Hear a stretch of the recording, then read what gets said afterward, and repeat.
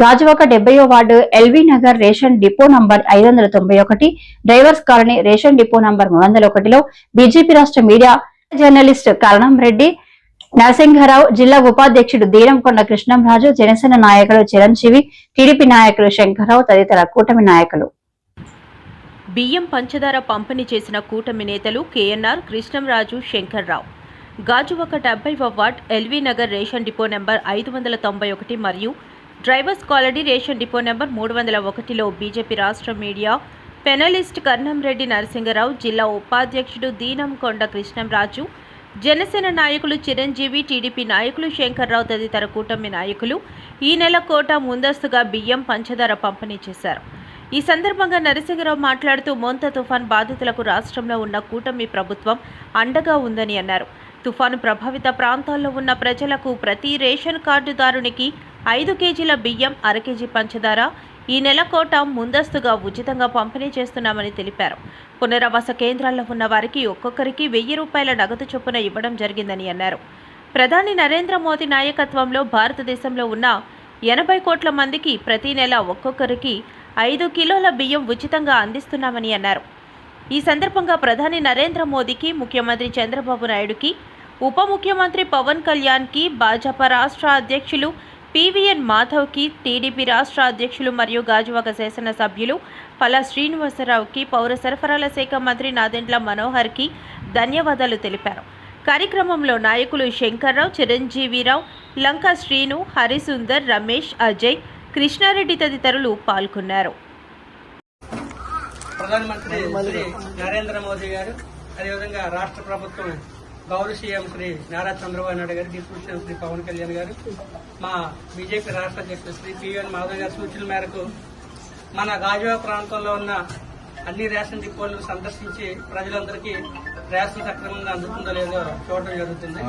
ఇప్పటికే కొన్ని రేషన్ డిపోలు కూడా వెళ్లి రావడం జరిగింది. ఇక్కడ మనకి ఎల్వీ నగర్ ఇప్పుడు డ్రైవర్స్ కాలనీ దగ్గర ఉన్న 310 డిపో దగ్గర ఒక్కొక్కరికి 5 కేజీలు బియ్యం, రేషన్ కార్డుకి అర కేజీ పంచదార ఇవ్వడం జరుగుతుంది.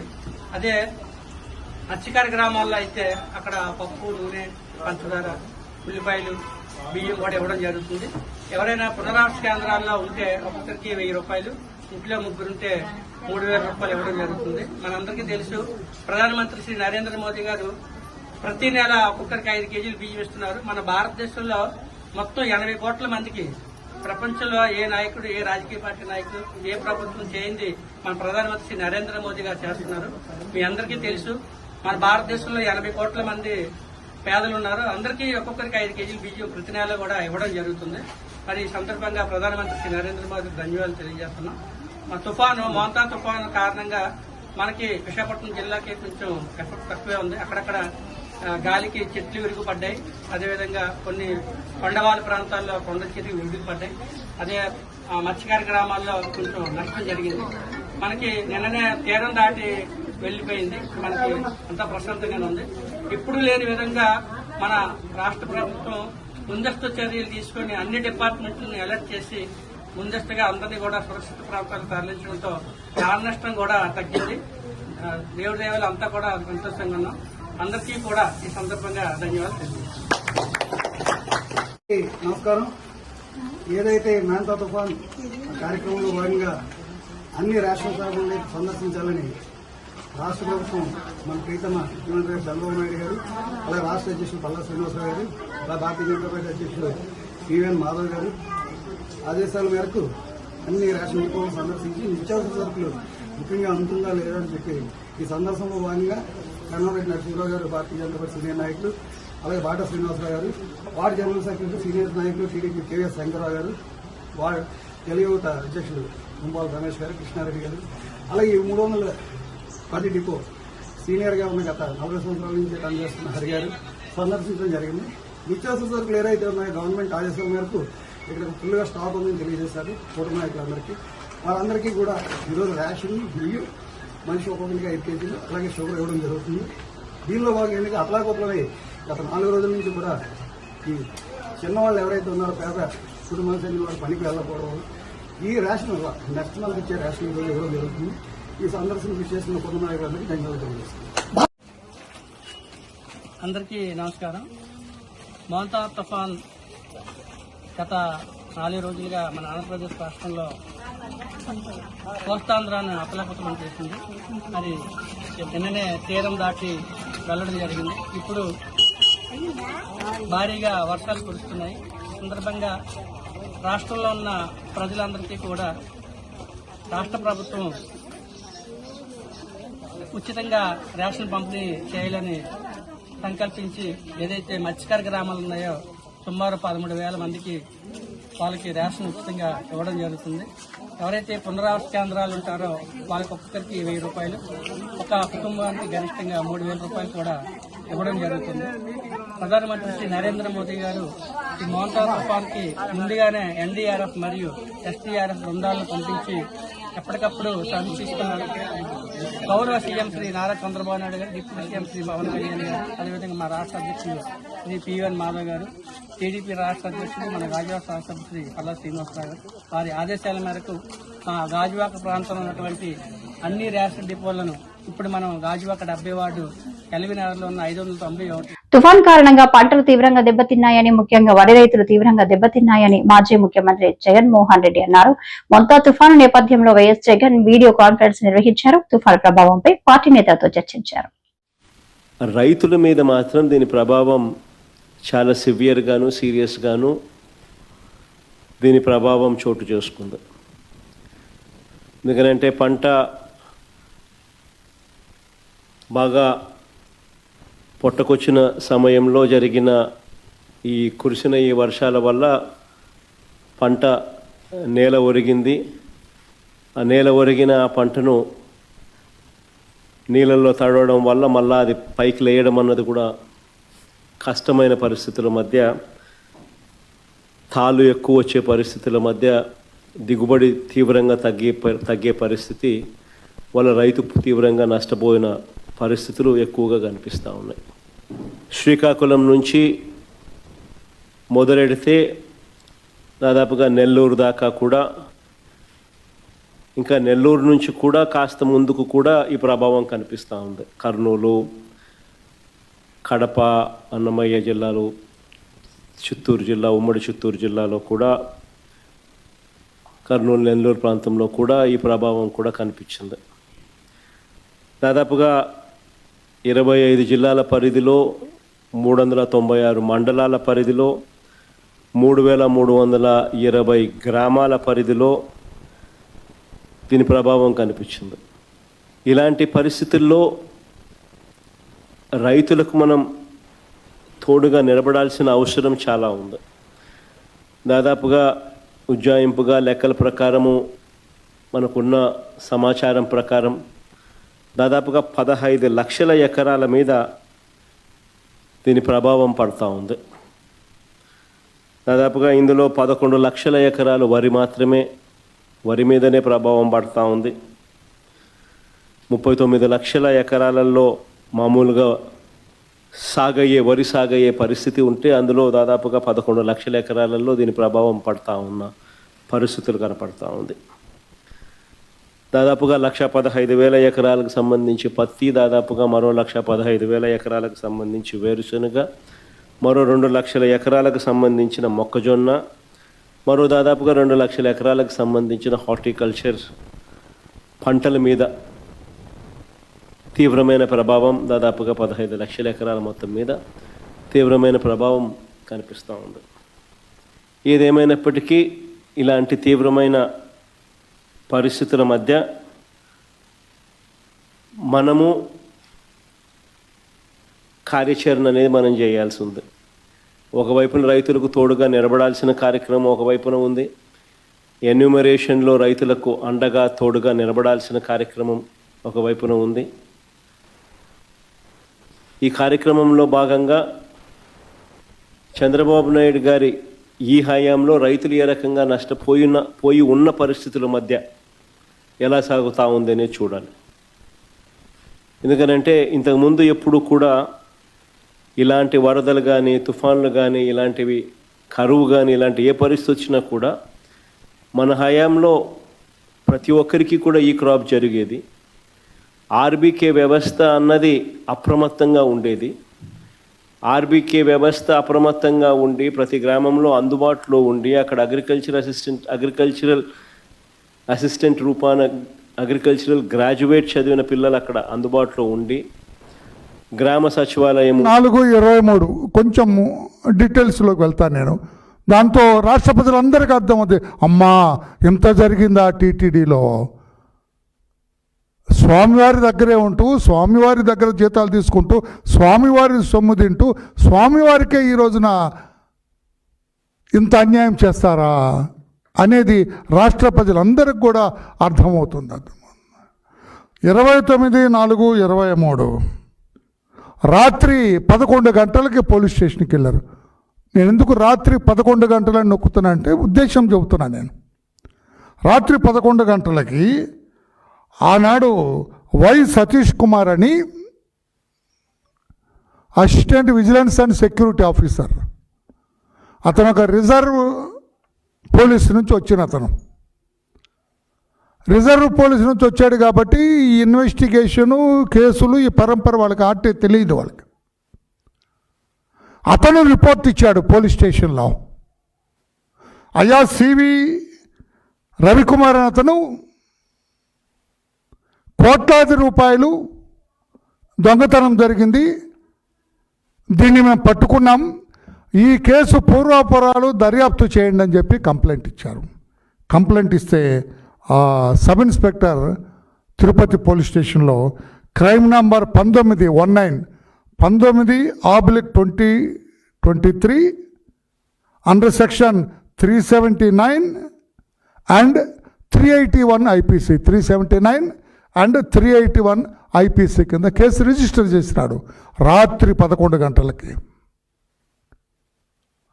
అప్పుడే అతను సెక్షన్ 409 కూడా వెయ్యాలి, మిస్అప్రోప్రియేషన్.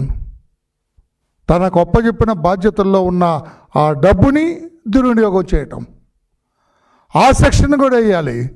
ఆ సెక్షన్ వేస్తే 10 సంవత్సరాల వరకు జైలు వేసే అవకాశం ఉంది, 10 సంవత్సరాలు జైలు. ది డే 1 నుంచే తప్పటడుగు.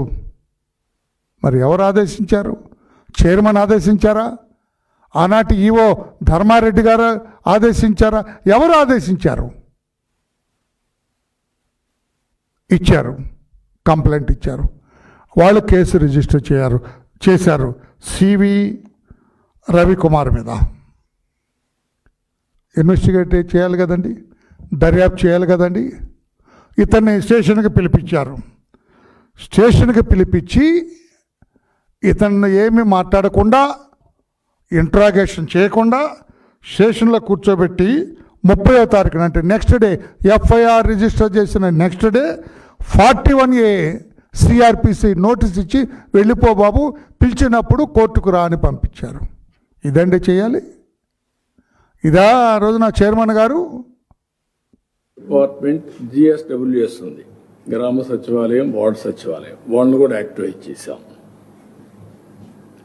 అంటే ఎక్కడ కూడా state, district, constituency, mandal, then panchayat, గ్రామ సచివాలయం వీళ్ళందరినీ ఇచ్చేసి ఇన్ఫర్మేషన్ సిస్టమ్ అంతా తెప్పించి IMD ఇచ్చే ఇన్ఫర్మేషన్ మీకు ఏది చూపించారు, ఎట్లా మూవ్ అవుతుంది సైక్లోన్. ఈసారి ఈ సైక్లోన్ అయితే చాలా సమస్యలు క్రియేట్ చేసి దాగుడు మూతలు కూడా ఆడింది. ఇది ప్రారంభమైనప్పటి నుంచి కాకినాడ దగ్గర క్రాస్ అవుతుందని ఒక అసెస్మెంట్. అందరి ఫోకస్ ఏంటి, కాకినాడ దగ్గరనే క్రాస్ అవుతుంది. మనం అందరం అక్కడ ఫోకస్ చేసి ఎక్కడ ప్రారంభమైన రెయిన్స్ ముందు రోజు అంటే నెల్లూరులో స్టార్ట్ అయ్యి అక్కడి నుంచి తిరుపతి ఎంత పడి ఇంకొక పక్కన కావలికి వచ్చి హైయెస్ట్ 24 సెంటీమీటర్లో రెయిన్ఫాల్ పడే పరిస్థితికి వచ్చింది. అక్కడి నుంచి డివాస్టేషన్ చేసుకుంటూ బాపట్ల ఇట్లొచ్చి దెన్ మచిలీపట్నం, దెన్ అంతర్వేది, నర్సాపూర్ దగ్గర అక్కడి నుంచి క్రాస్ అయ్యి రాజోల ద్వారా పైకి వెళ్ళడం. అక్కడ రెయిన్ తక్కువ పడింది. ఇక్కడి నుంచి వెళ్ళింది తెలంగాణలో విపరీతంగా పడింది. ఇప్పుడు అటు పోతే ఛత్తీస్గఢ్లో పడిపోయింది, జార్ఖండ్ ఏరియా, ఇటు ఒరిస్సా అక్కడ ఎంత పడుతుంది చూడాలి. ఈరోజు క్లౌడ్స్ మూవ్ అయినాయి అటు సైడ్. ఇవన్నీ కూడా అనలైజ్ చేసి ఎంతవరకు జరుగుతుందో ఎస్టిమేట్ చేసుకుంటూ వచ్చాం. లాస్ట్లో మీరు చూస్తే మేము ఎస్టిమేట్ చేసినప్పుడు ఎన్ని గ్రామాలు దెబ్బతిన్నాయి అనేది కూడా మీకు ఒక పద్ధతి ప్రకారం మారుతా ఉంటే మేము కూడా స్ట్రాటజీ మార్చుకుంటూ వచ్చాం. అంటే దాన్ని డేటా మీద పెట్టి ఎన్ని గ్రామాలు సఫర్ అవుతాయి అవన్నీ కూడా చేసుకుంటూ వచ్చాం.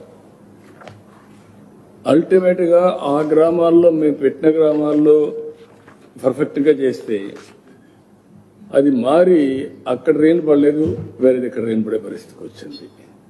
ఈ రెయిన్ వల్ల ఈ ఎక్కడికక్కడ ఫ్లడ్స్ వచ్చి చెరువులన్నీ ఫుల్ కావడం అన్నీ వచ్చేసాయి. ఇక్కడ సిస్టంలో ఉండే బ్యూటీ మీరు చూస్తే ఆల్ రిజర్వాయర్స్ లో యాజ్ ఆన్ టుడే ఎంత వాటర్ ఉంది. ముందుగానే కొంత డిప్లీట్ కూడా చేశాం. ఆ రివర్ లో సంవత్సరాల్లో ఏ రోజు లేదు. ఇంటికి పెన్షన్ తెచ్చి ఏ రోజు చంద్రబాబు నాయుడు ఇవ్వలేదు. ఇంతకుముందు పెన్షన్ ఎలాగిచ్చేవాడు? జన్మభూమి కమిటీ సభ్యులను పెట్టి తెలుగుదేశం పార్టీ నాయకుల ఇంటి దగ్గరికి గానీ కార్యకర్తల ఇంటి దగ్గరికి గానీ వెళ్లి ప్రజలు నిల్చొని చేతులు కట్టుకొని ఉంటే పెన్షన్ ఇచ్చేవాడు. అందులోని 100 రూపాయలు, 50 రూపాయలు, 200 రూపాయలు కమిషన్ తీసుకునేవారు. కానీ ఇప్పుడు నేరుగా పెన్షన్ మన ఇంటికి తెచ్చేస్తున్నారు తెలుగుదేశం పార్టీ వాళ్ళు. ఎందుకు ఇస్తున్నారు? 14 సంవత్సరాలుగా చంద్రబాబు నాయుడు చేయని పని ఇప్పుడు ఎందుకు చేస్తున్నాడు ఈ సంవత్సరం నుంచి? కేవలం జగన్ అనే వ్యక్తి నిష్పక్షపాతంగా రాజకీయాలకు అతీతంగా ఇంటింటికి కూడా వాలంటీర్లు పెట్టి నేరుగా మీ వద్దకి పెన్షన్ తీసుకొచ్చి మీరు ఇంట్లో ఉన్న, పొలంలో ఉన్న, ఆసుపత్రిలో ఉన్నా సరే అయ్యా పెన్షన్ వచ్చింది జగన్ పంపించాడని చెప్పని ₹1 లంచం కూడా లేకుండా మీ చేతిలో పెట్టిన కార్యక్రమం కేవలం జగన్మోహన్ రెడ్డి ముఖ్యమంత్రి 5 సంవత్సరాలు జరిగింది. కాబట్టి అదే కార్యక్రమం ఈ రోజు చంద్రబాబు నాయుడు చేస్తున్నారు. ఎక్కడ కొత్త పథకం ఒక్క పథకం లేదు. ఆటో కార్మికులకు ఇచ్చాడు. ఆటో కార్మికులకి మొన్న 2 వారాల క్రితం డబ్బులు వేశాడు చంద్రబాబు నాయుడు. ఏం 14 సంవత్సరాలు ముఖ్యమంత్రి ఉన్నప్పుడు ఆటోలు తిరగలేదా? అప్పుడు ఆటో కార్మికులు లేరా? ఇప్పుడే ఎందుకేసారు ఆటో కార్మికులకు డబ్బులు? కేవలం జగన్ వాహన మిత్ర కింద 15,000 రూపాయలు ప్రతి ఆటో కార్మికుడికి కూడా అక్కడ బటన్ నొక్కాడు, నేరుగా అకౌంట్ లో పడ్డాయి డబ్బులు. కనుక ఇప్పుడు ఎక్కడ ఆ వర్గం దూరం అయిపోయిందని భయపడి మళ్ళీ అకౌంట్ లో డబ్బులు వేసే కార్యక్రమం, కొత్త కార్యక్రమం వీళ్ళు ఎక్కడ ఈ 16 నెలల్లో కాదు, 14 సంవత్సరాలు ముఖ్యమంత్రిగా ఉన్నప్పుడు కూడా ఈ చంద్రబాబు నాయుడు ఏది చేయలేదు. ఇప్పుడు ఏం చేస్తున్నాడు? అమరావతి కడతాడట, ప్రపంచంలోనే పెద్ద రాజధాని కడతాడట. ఎవరి కోసం ఆ రాజధాని? నీ సామాజిక వర్గానికి, మీ వ్యాపారవేత్తలకి, నీ పార్టీ కొమ్ము కాసే వ్యక్తులకు తప్పితే పేదవాడికి పనికొచ్చే రాజధాని చెప్పండి. అసలు అది ఎక్కడ? ఇప్పుడు వర్షం పడుతుంది, తుఫాన్ వచ్చింది, మొత్తం మునిగిపోయింది, అమరావతి మొత్తం మునిగిపోయింది. అటువంటి రాజధానికి లక్షల కోట్ల అప్పులు తీసుకొస్తున్నాడు. 16 నెలల్లో ఈ చంద్రబాబు చేసిన అప్పు ఎంత తెలుసా? సుమారు 2 లక్షల కోట్లు అప్పు చేశాడు. కేంద్ర ప్రభుత్వం నుంచి 2 లక్షల కోట్ల అప్పు తీసుకొచ్చి అమరావతి కట్టడానికి డబ్బులు పెడుతున్నాడు. కానీ జగన్మోహన్ గారు ముఖ్యమంత్రిగా ఉన్నప్పుడు 17 మెడికల్ కాలేజీలకి, 17 గవర్నమెంట్ మెడికల్ కాలేజీలకి శాంక్షన్ తీసుకొచ్చి అందులో 7 కాలేజీలు పూర్తి అయిపోయి, కట్టడం కూడా పూర్తి అయిపోయి. 5 కాలేజీల్లో పేద విద్యార్థులు చదువుకుంటున్నారు ఎంబీబీఎస్. ఇంకా కట్టాల్సిన 10 కాలేజీలు. ఒక్కొక్క కాలేజీకి సుమారు 500 కోట్ల రూపాయలు అవుతుంది. ఒక్కొక్క కాలేజీకి 10 కాలేజీలు కట్టాలి అంటే 5,000 కోట్లు. ఇప్పుడు చంద్రబాబు నాయుడు ఏమంటున్నాడు? నా దగ్గర డబ్బులు లేవు, 5,000 కోట్లు 10 కాలేజీలు కట్టడానికి నా డబ్బులు లేవు, కానీ ప్రపంచంలో పెద్ద రాజధాని కట్టడానికి డబ్బులు మళ్ళీ ఇచ్చేస్తాను, అక్కడైతే నాకు కమిషన్లు వస్తాయి, ఇక్కడ పేదోడికి వైద్యం చేస్తే నాకేమొస్తుంది, అందుకని ఆ గవర్నమెంట్ కాలేజ్ అన్ని కూడా ప్రైవేటీకరణ దిశగా పీపీపీ పద్ధతి కింద ప్రైవేట్ వ్యక్తుల చేతిలో పెట్టేస్తే ఆ ప్రైవేట్ వ్యక్తులుగా ఆలే మీరే కట్టుకోండి, పేదవాడి దగ్గర ఆపరేషన్ చేయించుకొని డబ్బులు మీరే వసూలు చేసుకోండి, పేద విద్యార్థులు చదవకపోయినా పర్వాలేదు, ఆ సీట్లు మీరే అమ్ముకోండి అని చేసే కార్యక్రమాన్ని ఈ రోజు మనం నిరసిస్తూ దాన్ని ఎలాగైనా ఆపాలి, తప్పనిసరిగా ప్రభుత్వమే కట్టాలి కాలేజీలు, కట్టి ప్రతి పేదవాడికి కూడా వైద్యం అందాలనే ఉద్దేశం మీద ఈ రోజు రచ్చబండ కార్యక్రమం పెట్టి తద్వారా 1 కోటి సంతకాల సేకరణ ప్రజలందరూ కూడా చైతన్యవంతం చేసి జరుగుతున్న విషయాలన్నీ కూడా తెలియజేసి ప్రజలను చైతన్యవంతం చేసి ఈ కార్యక్రమాన్ని ఎట్టి పరిస్థితుల్లో కూడా ఆపాలి. ప్రైవేటీకరణ కాలేజీలు ఇవన్నీ ప్రైవేటీకరణ ఆపి ప్రభుత్వం కడితే పేదవాడికి వైద్యం ఉంటుంది, పేదవాడి ఇంట్లో కూడా డాక్టర్ చదువు లాంటి పెద్ద పెద్ద చదువుకునే అవకాశం ఉంటుంది అని చెప్పి జగన్మోహన్ గారు ఈ కార్యక్రమం చేస్తున్నారు. అందులో భాగంగానే ఈరోజు రక్షబండ కార్యక్రమం పెట్టి మీ వద్దకు వచ్చి ఇంత పెద్ద తుఫాన్ ఉన్నప్పుడు కూడా మీ అందరూ ఎంతో చక్కగా ఓపికగా మీరు హాజరైనందుకు ప్రతి ఒక్కరు కూడా పేరు పేరు ధన్యవాదాలు తెలియజేస్తున్నాను. ఈ కార్యక్రమం విజయవంతం చేసి ప్రజల తరపున ప్రజల కోసం ప్రజలకు అండగా నిలబడడానికి వైఎస్ఆర్ కాంగ్రెస్ పార్టీ ఎప్పుడూ ముందుంటుందని చెప్పని సభాముఖంగా మేము తెలియజేస్తున్నాం.